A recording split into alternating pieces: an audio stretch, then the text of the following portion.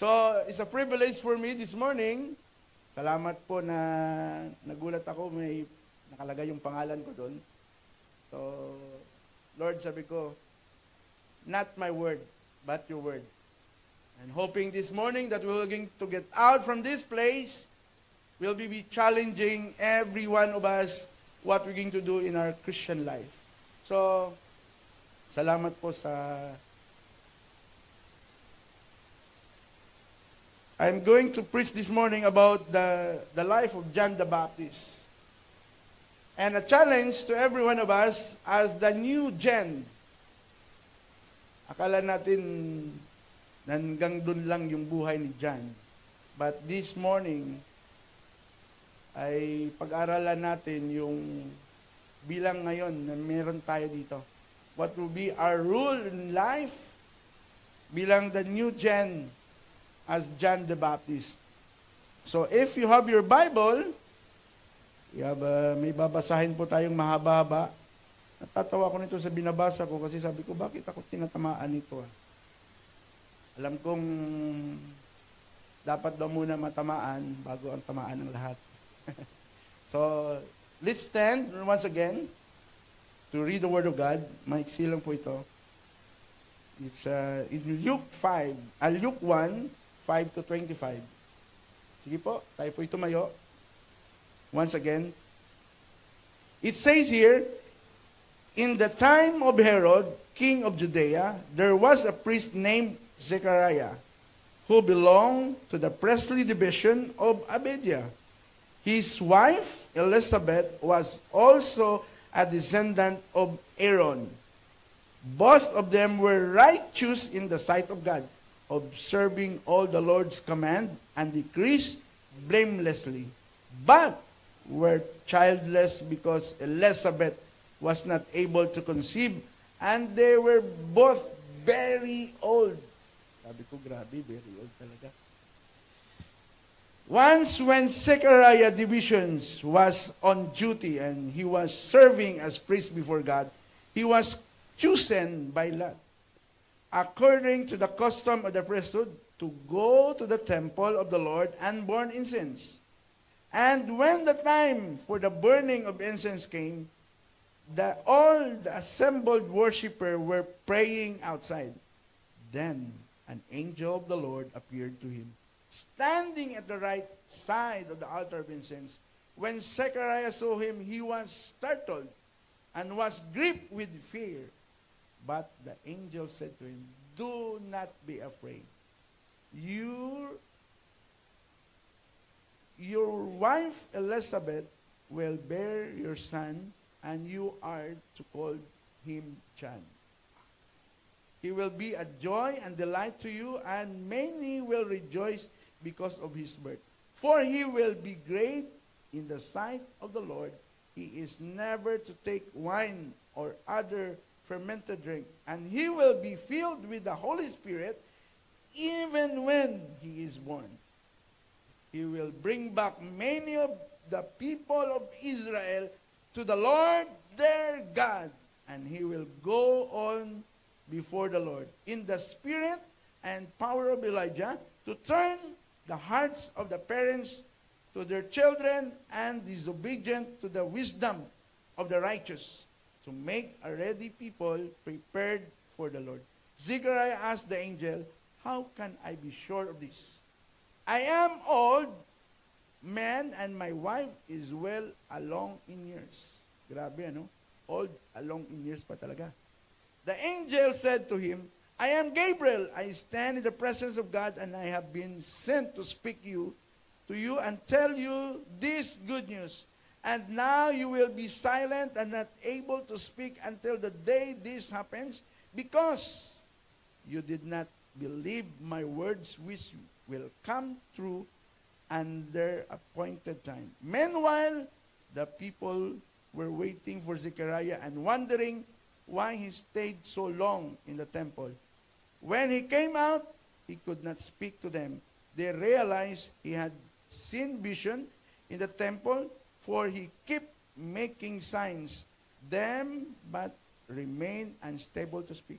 When his time of service was completed, He returned home.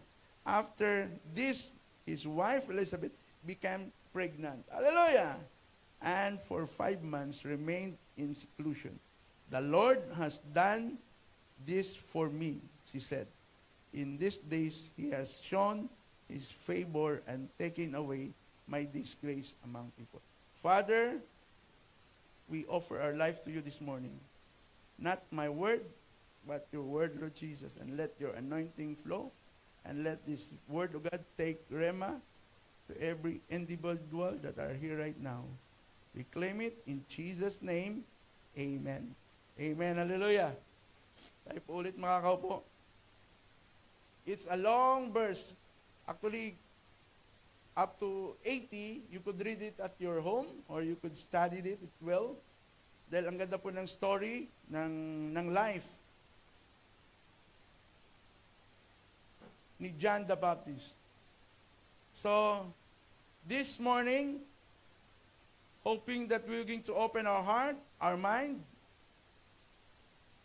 that we will get out from this place changed. Hallelujah. Ngayon, napaka-komportable po natin. Ang ganda ng place. We thank God. Hallelujah. Ibig sabihin, it's a great challenge for every individual for us na punuin o marami pang bakante. And I do believe na maraming pang kaluluwa na gagawin natin. And alam kong marami pang kaluluwa talagang at marami pang churches tayo na ma-open. And I always thank for the main church for giving us the support sa Sharjah group natin. Last week, we done second 2 service. We have the regular in the morning 10 to 12 and then yung si Kuya Ray namin ay hindi ko alam, ang dami niyang binili na pagkain. So, birthday niya daw. Kaya paghapon, marami rin siyang bisita. And I was so amazed that yung sigla, yung lahat na maraming nag-attend pati sa hapon. So, hindi namin malubos maisip kung saan namin bibigay yung mga pagkain. Hindi rin po kayo pumunta. Lahat sila siguro nagbakasyon. Welcome back, Kuya PJ. So, we thank God. We thank God for everything. I alam kong may gagawin ng Panginoon. Amen? So, this morning, in John 1:6, it says, there was a man sent from God whose name was John. Sino may pangalan ditong John? John. Yeah. So, this morning, Jacob. Oh, what a name. So, every one of us, we're going to, gagawin natin ay ipapakakaloob natin as na tayo po ngayon is John. Lahat tayo. Even your name is Juan, but we will, parang if you feel natin na lahat tayo ngayon si John. Okay? Sometimes we forgot that may obligation tayo. We forgot that meron pinapagawa si Lord sa atin. So this morning, it will remind us about the life of John. He was sent from God whose name was John. Your name was sent by God for a special calling. Whatever your name is, talagang pinag-pray, yung iba sa atin ay combination ng pangalan ng nanay at tatay natin, but it is always special. Always special. Your name is always special. Meron mga pangalan dati nung sabi pa nga nila, yung pangalan na parang negative, likewise, Bugtae. May mga family name. Yung iba sabi nila, pwedeng palitan. Yung negative names, but I do believe that your name that your parents give is the best. God-given. Every one of us called us by our name. Amen? So, first is that, always remember, you are born for a divine purpose. Sabi mo sa katabi mo, you are special. Minsan akala natin, wala lang eh. Sa mga Bisaya, sabi nila, Pastor, 4-piece lang ako sa church. Alam niyo yung 4-piece? Pungko, pamati, pauli, pasinaw, pauwi. Yun sa mga Bisaya yon. Hindi ko masabi, mabanggit yung sa Tagalog eh. But, every one of us has born for a divine purpose. Akala natin, nag-OFW tayo dito sa UAE. Dito, minsan, ang iba sa atin nakakilala sa Lord. Amen? With a divine purpose. Maalala ko yung story ni Pastor Jess. Sabi niya, they started for 3 to 5 person. But look at us now. Hallelujah. And I do believe more souls and more churches will rise from our faith assemblies to God. Because God has divine purpose for every one of us. Hindi lang tayo nagigising. Akala natin ganito lang tayo. God has a purpose. In Malachi 4:5-6, it prefer that God has a purpose because there are a lot of people outside who are sin people. Mga makasalanang tao. Kagaya din sa atin dati. That's why every individual of us has a purpose kung bakit nandito tayo. In Jeremiah, before I formed you in the womb, I know you. Hello? Kaya sabi nila dati, actually, I don't want to become pastor before. But, hindi ko nung nasa Bible school ako, sabi ng GS, sabi sa akin, nung ako'y pinanganak, sila ng tatay ko, they pray for me. I never know. Sipin, yung mga naalala yun, bata ka pa eh. But God has a purpose, divine purpose. It's not an accident that you are part of this family of Faith Assembly. God has divine purpose for us. Akala natin wala minsan. Akala natin taga-tugtog lang tayo. Akala natin taga-drive lang tayo. Akala natin taga-invite lang tayo. But God has divine purpose for every one of us. If we're going to look on the birth of John, first, his genealogical occurrence oppressed by birth. Every one of us. Diba? We belong to the royal priesthood. Akala natin wala. We are belong. Even the same life of John, he belongs to the priesthood. Amen? You are the priest from your family, from your friend, from your co-worker, from whatever place kung nasaan ka man. Ikaw po yung priest doon. Ikaw po yung magdadala ng liwanag. Ikaw po yung magdadala ng mabuting balita sa mga taong itong nakakasama mo, nakakasalubong natin sa araw-araw. Zechariah, he is the father, a priest from the visions of Abijah. Talagang yung lineage nila. And then, his mother, a descendant of Aaron, priestly tribe. Siguro, yung dati, sa side ng lola ko, most likely na mga sa side namin, they are priests. Mga monsignor, mga ganun. Kaya, sabi nila, pag ikaw yung unang apo, dapat maging priest ka rin. So, iba pala yung purpose ni Lord.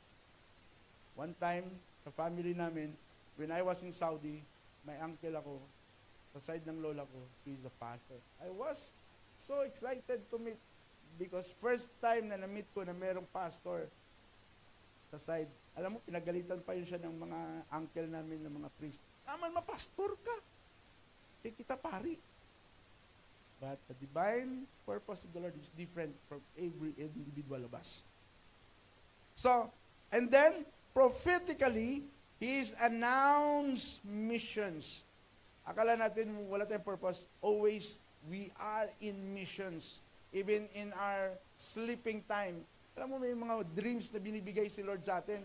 May mga visions na binibigay si Lord sa atin. Every individual, Angel Gabriel declares he will prepare the way of the Lord. That's our common goal right now. Tayo, wala na po si John.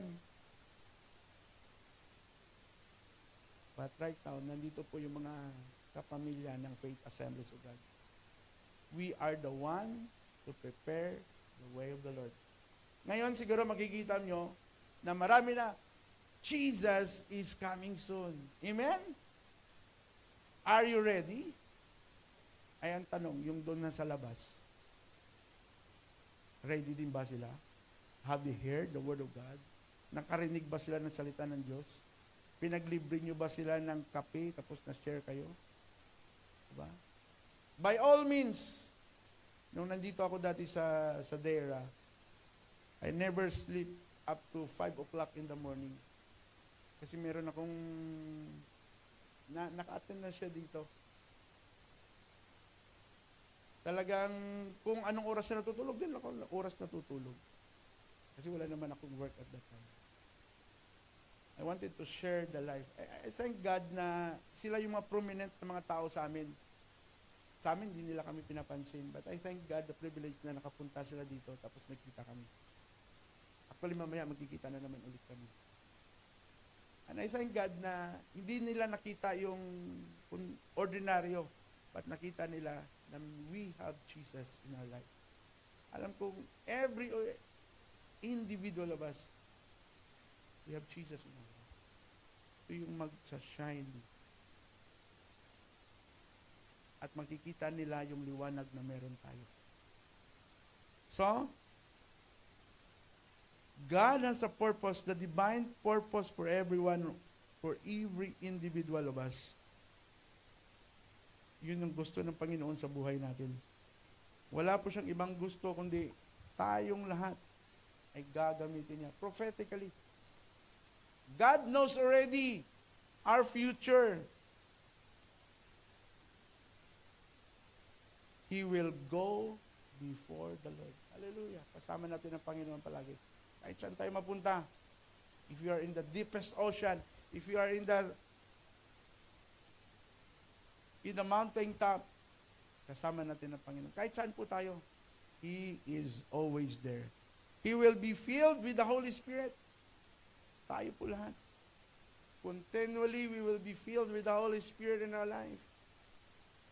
Amen? Our devotional time, our reading time for the Word of God. Kailangan po natin yun, mga kapatid. John calling was divinely initiated and rooted in a prophetic fulfillment. The Word of God says, in these last days, almost 99% of those prophetic words will be fulfilled in our days right now. Hallelujah. So, we were going to grab this kind of opportunity. It is our divine appointment for every one of us. Hindi lang po tayo pinanganak na ordinary, but God uses ordinary people. Amen? We were not born by accident. God has a purpose for our life. May purpose po. Hindi lamang po tayo na pumunta dito. God has always purpose for our life. Second, prepare the way for the Lord. That's our obligations. That's our challenge in our life. To prepare the way of the Lord in our life. Diba? Tingnan nyo. Ilan pa sa mga kasama nyo sa work ang hindi nakakilala kay Lord? Ilan? The boss, the manager. When God brought us to Saudi, Lord, bakit mo kami dinala ng Saudi? You know, the Baba that I have, God has appointed time for him. The first time na naka-encounter ako, pag sinabing Arab people, parang grabe yung ugali. But that's the first time that my Baba hugged me. Yan, iyak ako nun. Kasi siyempre you're just an ordinary people, but he said, Noy, you are my family. See? May purpose si Lord. Alam niyo kung anong purpose ni Lord? Siguro, bago siya kinuha, actually namatay po siyang baba ko, bago siya kinuha, I share the gospel for him, number one. I give the Bible. Di ba bawal yun? Talagang binigay yung buong church, we praying, and then nag-sign yung lahat doon. When we gave the Bible for my baba, talagang tuwang-tuwa siya. And then, the last time is that when we talk, sabi niya, no, there is a Father, there is the Son, and there is the Holy Spirit. Do you believe in that? And I said, yes. It's a confirmation. Yung akala natin wala, pero merong purpose. Every individual. Minsan, kahit yung boss ko ngayon dito, it has a different, yung makikita yung may puso ka, yung makikita yung buhay mo. Kasi alam niyo naman po dito sa UAE, maraming Cavite City, kaliwa, kanan. Kaya hindi man, minsan hindi kumbaga, sabi ng boss ko, you know this, chismoso din minsan yung boss ko, kilala niyo yung tao, character. Pero alam mo, pinatira niya kami ng wife ko sa bahay nila for free. It's a privilege for us. May purpose ng Panginoon. He will prepare the way for the Lord. He is the voice in the wilderness. Hallelujah! Tayo po, mag-ingay po tayo doon. We share the Word of God. Kahit hindi mo sabihin, ito'y versikulo ng God, you share the Word of God.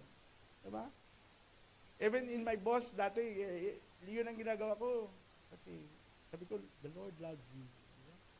Jesus loves you. Simple word, but it will take rema. Marami pong pangyayari. John lived a life of separations and dedication. He dedicated his life for every one of us. Hoping that this life also of John will take rema in our life.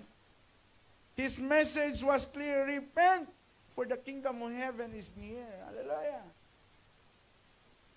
Huwag mo lang masyadong shotgun yung mga kasama mo.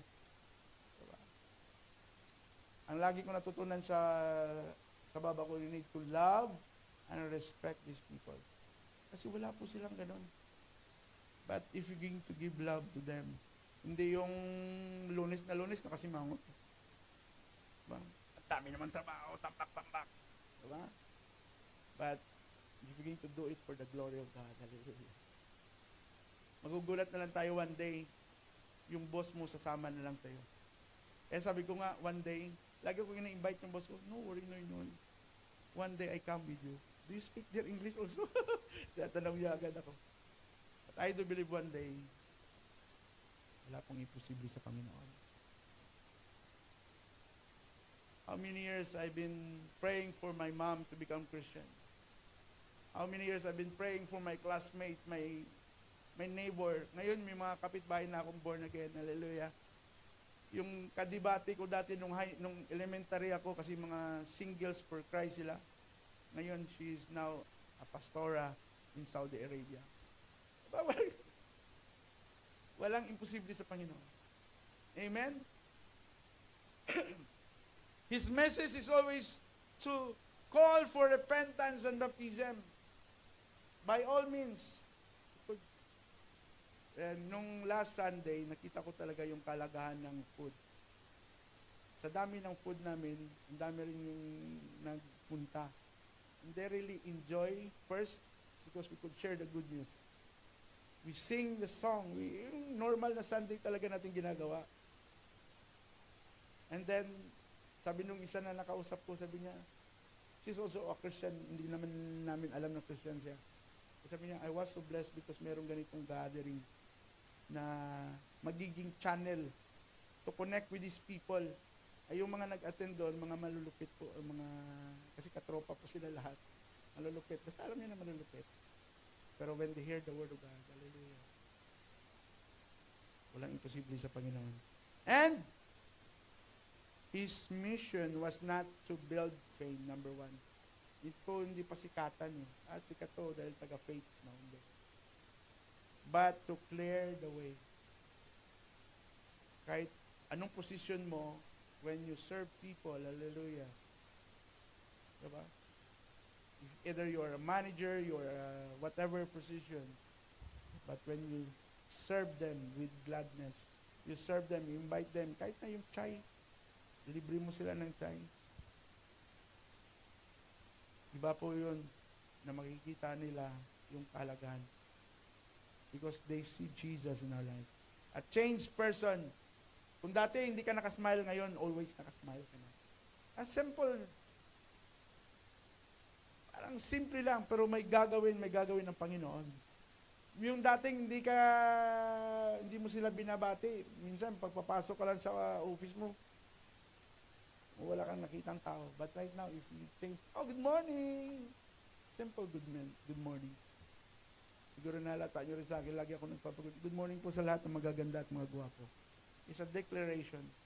Because one day, I do believe that all of them become part of our family here in the Faith Assembly. Wala pong imposible sa Panginoon.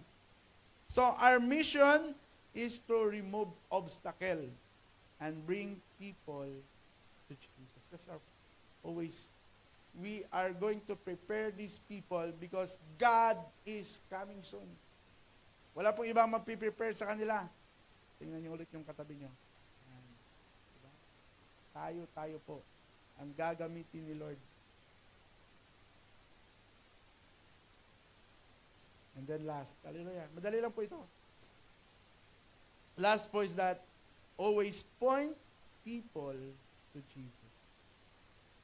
Ay, punta tayo dun sa church namin, sa Faith Assembly, ang ganda. Diba? Ang ganda po doon. Naka-aircon. The best po yung aming music team. Wala pong iba niyan. Sa amin lang. But it's better, even though they forgot our name as Faith Assembly, as long as they will never forget the name of Jesus. Yun po yung mahalaga doon sa buhay natin. Let always point people to know Jesus more in their life. Sabi pa nga ng John 3, He must increase, but I must decrease. Hindi yung, ngayon makikita natin, di ba? Ayaw ko lang pangalanan. Ministry, Juan de la Cruz Ministry, yung parang ini-exalt yung sarili. But we are here, we wanted only to exalt the name of Jesus. The name above every name. Hallelujah. Woo! He is the only way to heaven, my friend.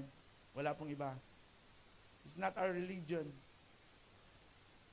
It is because of our Jesus Christ, what He's done on the cross and the Calvary. So, always for us, we must become forerunner of humility. Lagi po tayo magpakumbaba. Kaya nga sabi ko kanina, kahit na manager tayo, but if we to serve them well, hindi po nakikita daw yun sa posisyon. All of us, pagdating natin sa langit, ay tatanungin ni Lord, welcome, thy good and faithful servant. We came here to serve for those who are outside. Amen. If we need to let them, we will serve them, we need to guide them. Diba? Ang daming, lalo sa accommodation namin, ang daming, siguro kung kayo makakasama nila, sabihin nyo parang grabe naman yung buhay nila. But I thank God that I became already a pastor to handle them. Kasi grabe po yung life nila. As in, hindi mo masikmura. But because may purpose tayo eh. Sometimes people, we're going to tell, ganito ka ganyan. But no. We share with humility with them. We humble them. We humble ourselves and serve them well. Sabi ko nga lagi sa asawa ko, mag-smile ka sa kanila. Kahit ganun, minsan kasi sabi niya, naiirita na siya. At sabi ko, wala. This is our life. Kahit pagalitan mo ng pagalitan ng mga yan, ganun talaga yung buhay nila. But we will, kumbaga, pahabaan po ito ng pasensya, mga kapatid. Hindi ito yung, hindi ka mag-attend, makanto ka sa impyerno. Diba? Kakaintindi kayo nun. Diba? Most likely, may minsan merong ganun eh. Sabi nun ni Ate Nelia, pastor, in-invite ko naman siya, kaso ayaw naman niya eh. Sabi ko, wag kang mawawala ng pag-asa. Invite them, continue. By all means, hindi yung isang beses, sige. So, when asked if he was the Christ, John replied, I am not. Always, we point to Jesus. Sinong pinakamagaling na pastor sa faith? No, only Jesus.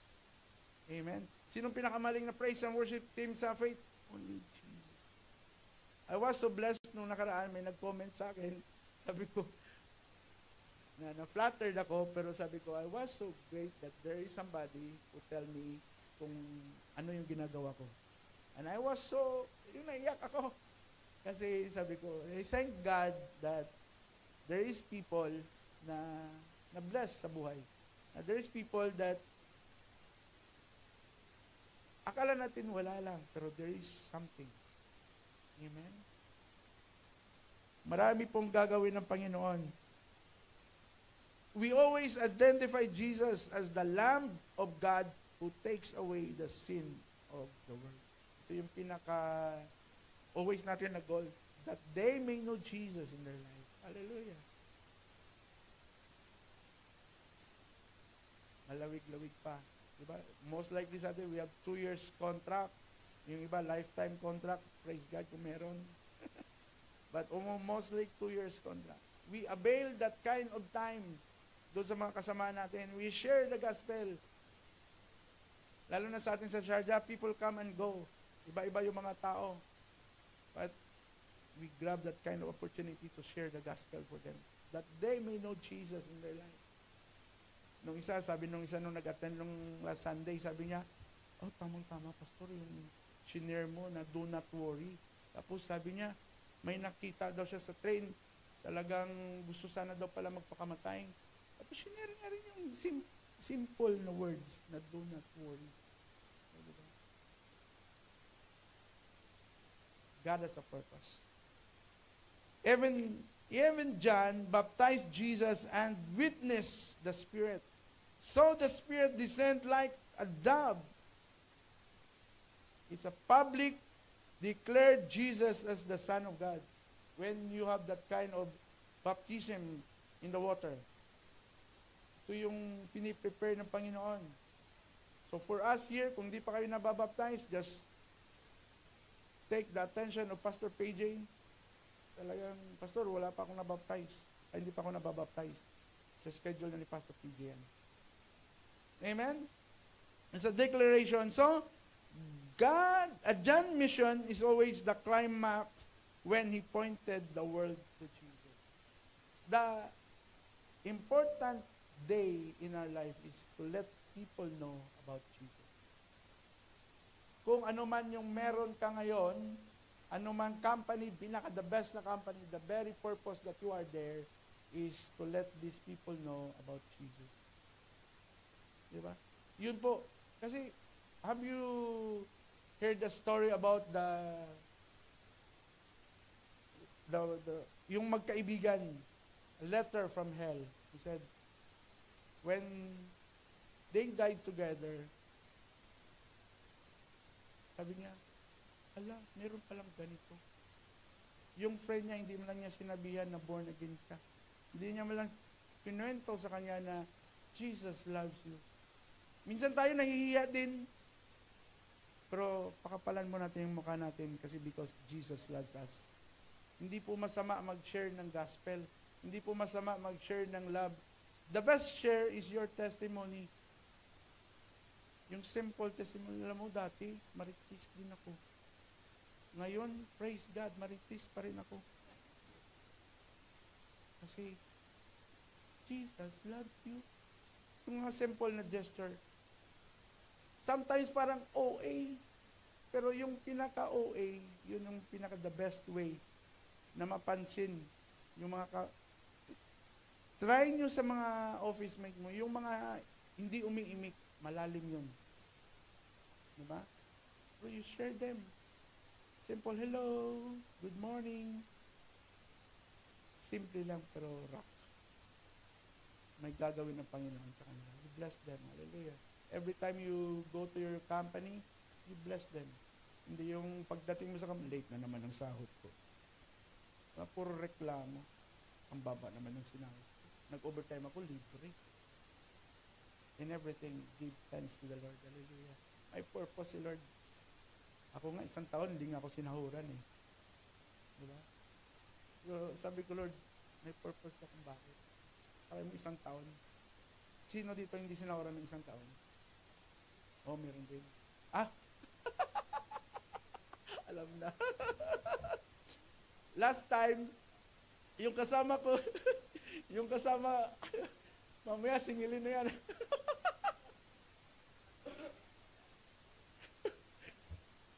In real story, one of my pastor in Saudi, alam mo, 24 months siyang hindi sinahuran. Kaya kami noon dati sa Saudi, pag nadili ako ng 3 to 5 months ang sahod ko, kuya nga 24 months. Tapos naranasan ko dito sa UAE, 1 taon, hindi sinahuran. Walang imposible sa Panginoon. At least, mataba pa rin, healthy pa rin.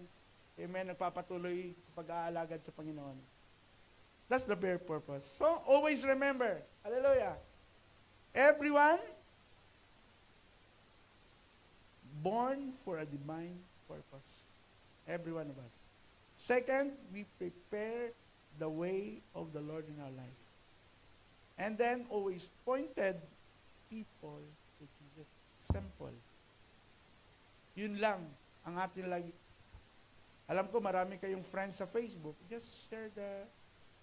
Alam mo, I thank God for the visual social media. Kasi sabi ko, wow, you share that. Ilan lang nag-share. Please share. Huwag po kayong mahiya mag-share. Alam nyo, may gagawin at may gagawin si Lord. Alam nyo, doon sa ginagawa ko sa WhatsApp ko, dati meron akong devotional, nagtataka ako, naglalakad ako sa Abu Dhabi. Sabi niya, good morning! Nagpa-good morning sa akin. Sabi niya, sir, nakikita kita sa video. Diba? Akala mo lang walang may nakakakita, meron. Diba? Share. Lalo na, grabe, matindi po yung creativeness ng ating social media team. Share that.